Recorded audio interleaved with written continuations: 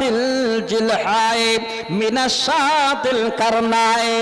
আল্লাহর নবী বলেন, যেমন একটা বড় শিংওয়ালা বকরি ছোট শিংওয়ালা বকরিকে আঘাত করেছে, তাকে মেরেছে, সেদিন কিয়ামতের দিবসে ওই ছোট শিংওয়ালা বকরির উপরে যে অত্যাচার করেছে, আল্লাহ বলবেন, হে বকরি তুই অত্যাচার করেছিস, তার শিং ছোট ছিল, সেদিন তার আল্লাহ শিং বের করে দিয়ে আবার তার উপরে যেন সুন্দর করে বদলার ব্যবস্থা দেবে। উপায় নেই, জুলুম করবেন, অত্যাচার করবেন, চলবে না। আর একটা আমরা অত্যাচার করি, জুলুম করি কার উপরে? আপনার লাঠির জোর আছে, আপনার ছেলে পেলের জোর আছে, আপনার শক্তির জোর আছে।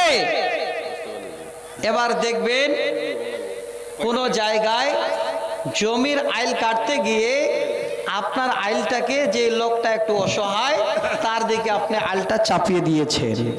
এটা বর্তমানে বেশি হচ্ছে। এটা গলতি আমাদের মধ্যে এখনো দেখতে পাওয়া যায়।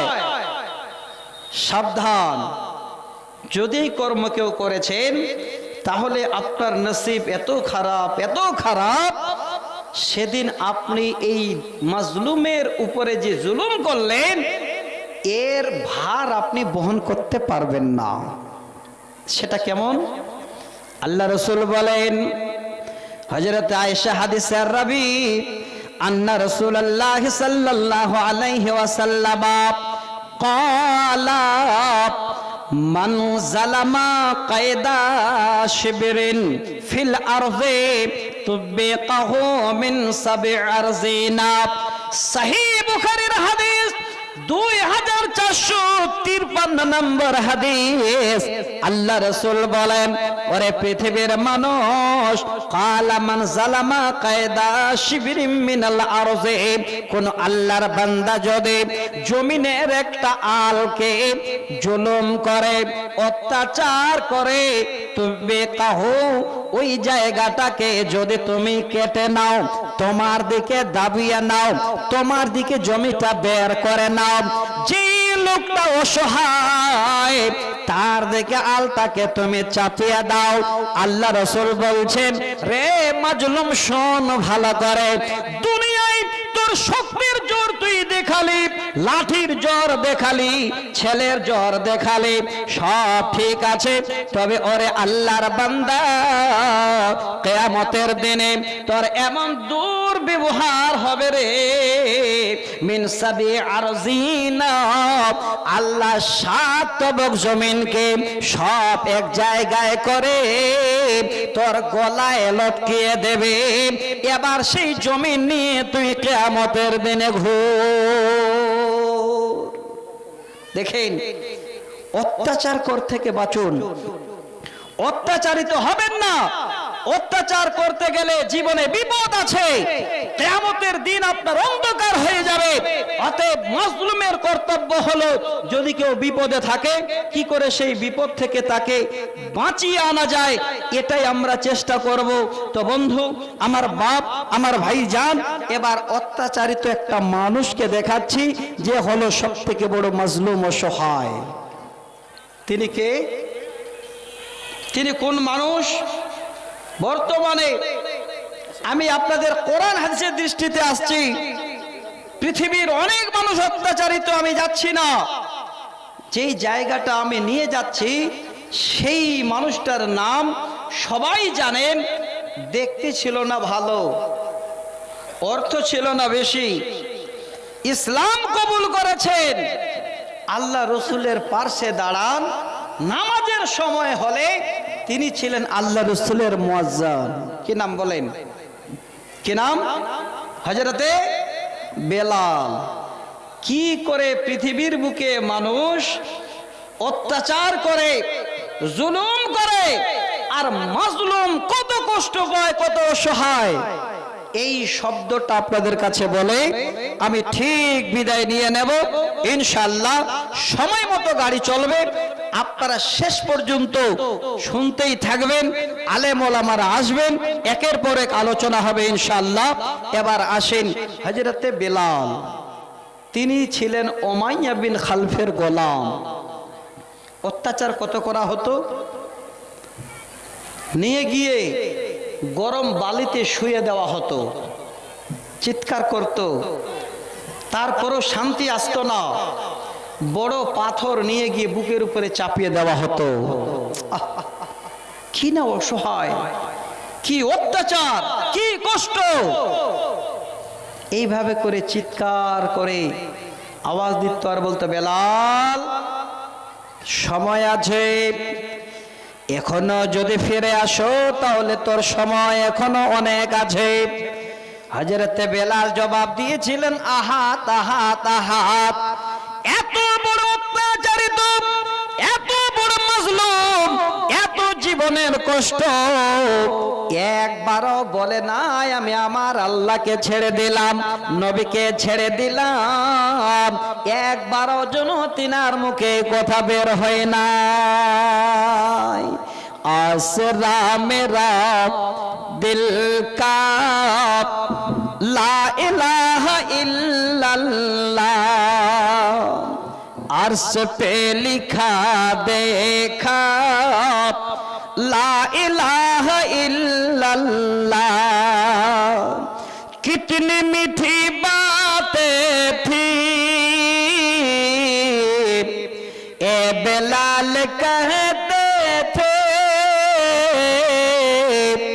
मेरे मुंह से निकलेगा ला इलाहा इल्लल्लाह, मेरे मुंह से निकलेगा ला इलाहा इल्लल्लाह। पत्थरों ने पकड़ डाला ला इलाहा इल्लल्लाह,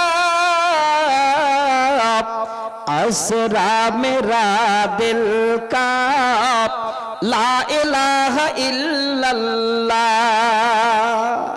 জুলুম হচ্ছে, অত্যাচারিত, বুকের উপরে পাথর চাপিয়ে দেওয়া হচ্ছে, শুধু তাও যেন তাদের মনের ভিতরে শান্তি আসে না, তারপরেও যেন বুকে তাদের শান্তি নাই। পরবর্তীতে এবার হাত পায়ে দড়ি লাগিয়ে দিয়ে গ্রামে গ্রামে বাচ্চাদের নিয়ে এবার দেখিয়ে বেড়াচ্ছে যেন শান্তি মেটে না। হ্যাঁ বন্ধু, মাজলুমের উপরে কর্তব্য কেমন হয়, কত বড় হয়। যিনি হলেন পৃথিবীর বুকে প্রথম খলিফা হযরত ওমর হযরত আবু বকর সিদ্দিক রাদিয়াল্লাহু তাআলা আনহু, তিনি বলেন, আমি হযরতে বেলালের খবর পেলাম এত অত্যাচারিত, এত বড় মাজলুম, তার উপরে জুলুম করা হয়। আমি আবু বকর নানান ধরনের নানান কিছু ব্যবস্থা করে আমার মাল ধন সম্পত্তি দিয়ে হযরতে বেলালকে আমি কিনে নিয়ে আল্লাহর রাস্তায় তার আজাদ করে দিলাম। এটাই হলো দায়িত্ব মাজলুমের উপরে। কেউ যদি অত্যাচারিত, অপমানিত, এই রকমের দুঃখে পড়ে থাকে, তার পার্শ্বে দাঁড়ানো, এটাই হলো আমাদের কর্তব্য। তো বন্ধু, আমার বাপ, আমার ভাইজান, বেয়াদবি মাপ, হয়তো আমি শায়েখ বসে আছেন, আমি 1 মিনিট পার করে দিলাম। যাক, আল্লাহ আপনাদের হায়াত দারাজ করুক, ভালো রাখেন, ভালো থাকেন, সুখে থাকেন। আপনারা আলেম ওলামাদের জন্য দোয়া করবেন, আমরা আপনাদের জন্য দোয়া করব, সারা পৃথিবীর মুসলিমদের জন্য দোয়া করবেন। আল্লাহ যেন খাস করে মাজলুমের পাশে আমরা দাঁড়াতে পারি, এতিমদের পাশে দাঁড়াতে পারি, তাদের কর্তব্য ঠিক পালন করতে পারি। আল্লাহ তুমি যত কোরআন হাদিসের আলোচনা হলো সকলকে আমল করার তৌফিক দাও। আল্লাহুম্মা আমিন। আসসালামু আলাইকুম ওয়া রাহমাতুল্লাহি ওয়া বারাকাতুহু।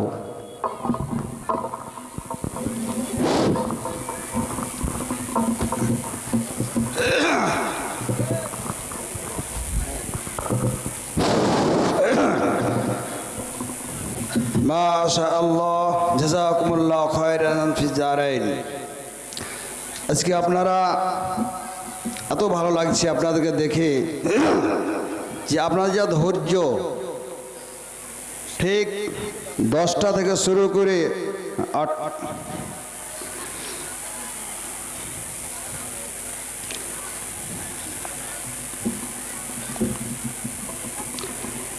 10টা 15 পার হয়ে গেল। 8টা থেকে শুরু করে 10, 10:30, 20 হতে চললো। যাই হোক, যে বায়ান আপনারা শুনলেন ইয়াতিমের গুরুত্ব এবং মাজলুম, এগুলো আমাদের মধ্যে অহরহ বুঝতে পারছি। পেলে আমরা ইয়াতিমের কিছু সম্পদ পেলে লুকায়িতভাবে ছুপিয়ে হোক, যেভাবে হোক সেটা গ্রাস করার চেষ্টা করি। অনেকেই করি, সবাই করি তা না, কিন্তু যারা করি তাদেরকে আজকে এখান থেকে একটা সবক গ্রহণ করতে হবে। উপদেশমূলক যতগুলো বক্তব্য হলো যদি আমরা কিঞ্চিত পরিমাণও মেনে নিতে পারি তাহলে আমরা ইনশাআল্লাহ সফল হয়ে যাব। আর যদি আমরা এই জিনিসটাকে অন্য দৃষ্টি লক্ষ্য করি, অন্য দৃষ্টি করি যে এগুলো বলার কাজ বললো, ওদের সময়, ওনাদের সময় কাটার ব্যাপার, আমাদের শোনার ব্যাপার, আমলের প্রয়োজন নেই, তাহলে কিন্তু আমাদের সন্ধ্যা থেকে এখন পর্যন্ত যত জাগরণ করে বসে থাকলাম এগুলো আমাদের বিফল। বরঞ্চ ভবিষ্যতে আমাদের অবস্থা ভয়াবহ। তার সঙ্গে সঙ্গে মাজলুম, তার একটা যে গুরুত্ব শুনলেন।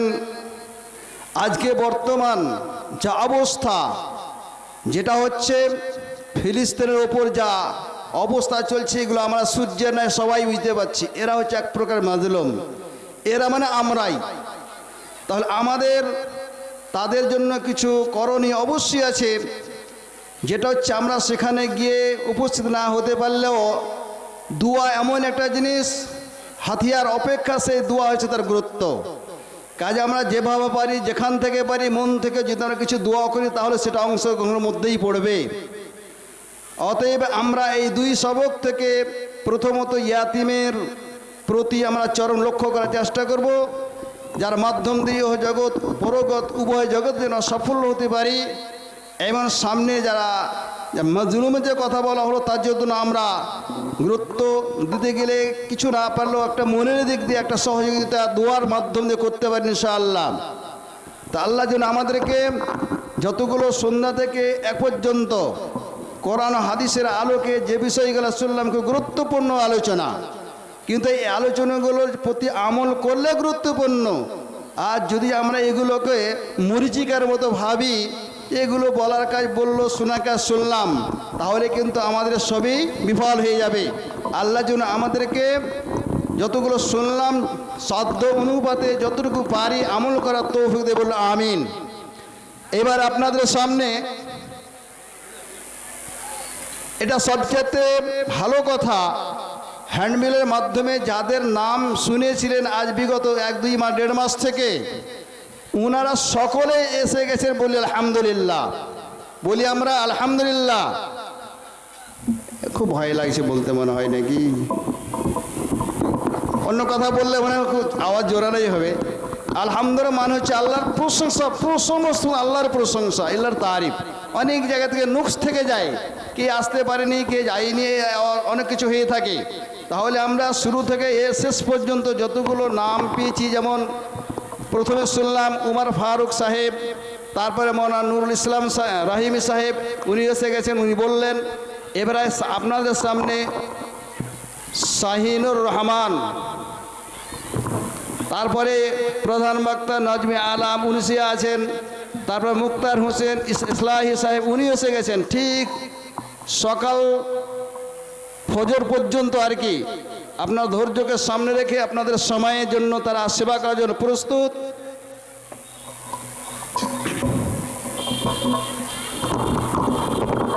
এবার আপনাদের সামনে জনাব মৌলানা শাহিনুর রহমান সাহেব, ওনার যেটা বিষয়বস্তু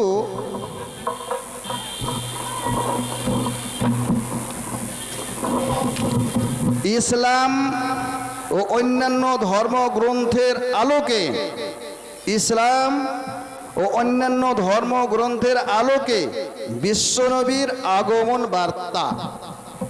বার্তা। আমাদের শেষ নবী হযরত মুহাম্মদ মুস্তাফা সকলে বলেন সাল্লাল্লাহু আলাইহি সাল্লাম, তিনি যে মক্কা ভূমিতে জন্মগ্রহণ করেছিলেন শেষ নবী হিসেবে, খাতামুন নবিয়্যিন হিসেবে, সৈয়দুল মুরসালিন হিসেবে, এনার আসার যে একটা আগমন, যা বার্তা, ইসলামের আলোকে, ইসলামের মাধ্যম দিয়ে ইনশাআল্লাহ আমরা পেয়ে আছি। বাকি পৃথিবীতে যত ধর্মগ্রন্থ আছে সবাই এক বাক্যে স্বীকার করতে বাধ্য হয়েছে নিজ নিজ ভাষাতে যে এমন একজন প্রফেট, এমন একজন নবী পৃথিবীতে আসবে যে অতুলনীয়, যেটার মতো আর কেউ হবে না। হয়তো মানুষ আর বিকল্প কিছু ভাবতেই পারে, কিন্তু নিজ নিজ বইয়ে, কিতাবে, গ্রন্থতে পাওয়া সত্ত্বেও তাদের চিন্তা আলাদা হতেই পারে, কিন্তু সকলেই জানেন যে শেষকালে একজন নবী হযরত মুহাম্মদ মুস্তাফা সকলে বলুন সাল্লাল্লাহু আলাইহি সাল্লাম এই পৃথিবীতে জন্মগ্রহণ করুন, বিশ্বনবী যিনি। কাজে আগমন সম্পর্কে ওনার আজকে বিষয়বস্তু আমরা যেন সেই দিকে দৃষ্টি আকর্ষণ করি এবং ভালোভাবে শুনে ও বোঝার চেষ্টা করি। আজকে আমরা শতকরা অনেক মানুষকে জিজ্ঞেস শেষ নবী কে গো, তো বলাই মুশকিল হয়ে যায়। মুসলমানের ছেলেরা জিজ্ঞেস করলে শেষ নবী কে, তাও বলতে মুশকিল হয়, অনেকের মুশকিল হয়ে যায়। আবার আদার্স অন্যান্য মানুষের কথা জিজ্ঞেস করলে চটকে তারা বলতে পারে। তার মানে আমরা আজকে এমন ফ্যাশন যুগে এসেছি যে ইসলামকে বাদ দিয়ে অন্য জায়গায় আমরা 24 ঘন্টাতে মানে ওই সময়টা ওই জায়গাতে মানে ব্যয় করছি আর কি। কাজে আমাদের উচিত নয়। মুসলিম হিসেবে রসুল সম্পর্কে আমাদের জানা একান্তই অপরিহার্য মনে করি। যাই হোক, এবার আমি এখানে বক্তব্য নিশ্চিত করলাম, আপনারা শোনার চেষ্টা করবেন। আসসালামু আলাইকুম।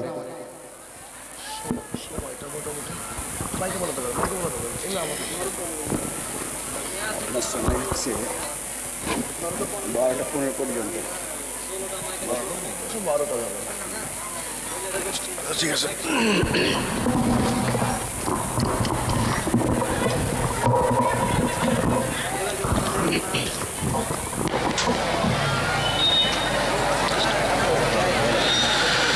আসসালামু আলাইকুম ওয়া রাহমাতুল্লাহ। আলহামদুলিল্লাহি ওয়াহদা والصلاة والسلام على من لا نبي بعد أما بعد فإن خير الحديث كتاب